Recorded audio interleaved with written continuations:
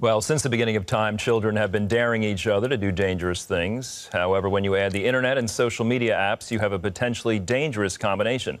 Today, we're going to tell you about a new and disturbing challenge growing worldwide. And joining us to discuss this topic is digital lifestyle expert Caleb Kinchlow. Caleb, thanks for being with us again. Yeah, thanks for having me. So what is this new phenomenon sweeping here?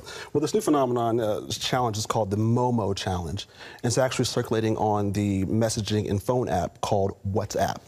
So essentially what it is you message this number or you receive a friend request, and a creature that's a woman / bird-like creature starts talking to you and starts saying things that are really violent, really creepy. And that's the image of what they took the artwork. Right. They took the artwork from a sculpture. But basically, going on with what the challenge is, it starts sending you these crazy messages and violent images and saying that it knows secret things about you and personal things about you. And it tells you that in order for it not to share the information, you need to basically commit self-harm. And if you don't, it's going to go after your family, your friends, even after you as well, if you don't do these actions. Has WhatsApp done anything to stop it or prevent it? Right. Unfortunately, they have not. What they're saying is just don't reach out to the Momo creature. And also, if you receive a message, simply block it. So who's behind this? What is in it for them to create this? Right.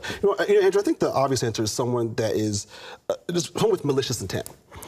Because it's like there are multiple numbers actually, so it's actually hard to pinpoint who specifically is behind it. I mean, there's numbers in Japan, Mexico, Argentina, but there's also been reports of possibly getting private information about different people for obviously malicious intent. Well, you talked about how this Momo creature will threaten or say they have personal information. Right. Is there a way that the people behind it can gain access to private information? Right. Well, we know with technology, obviously, depending on who is messaging or the hackers, there could possibly be backdoor ways to receive information, but also they're reaching out to kids.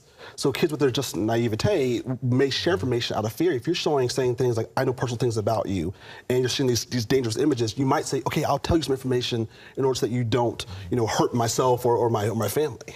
So some children may be tempted to do it out of curiosity. Right. Others because they're afraid they'll be made fun of if they don't participate, right? There's peer pressure sometimes. Right. And also, Andrew, you look at, this thing, FOMO, fear of missing out.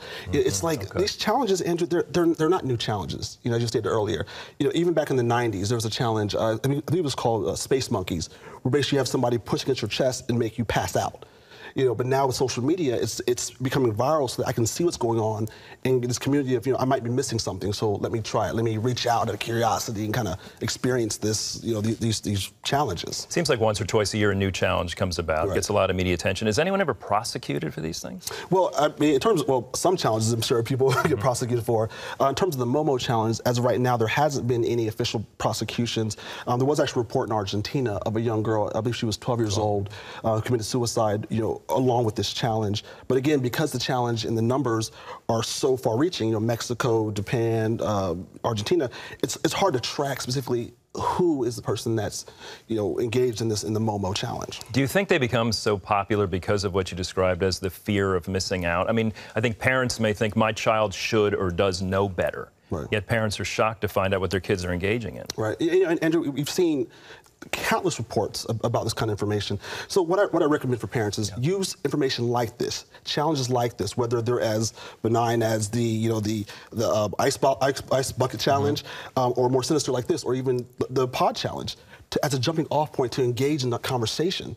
Don't assume your kid knows what to do. Like, let's talk about it and say, hey, these are the kind of challenges that are out there. This is what you should or shouldn't do. So as opposed to a parent saying, I hope my child never discovers this, you're suggesting even be proactive, even if it means bringing it to their attention. Absolutely. It's always better to have a serious ongoing conversation with your children about these different challenges. Okay. Thanks. You always bring great information. Appreciate it very much.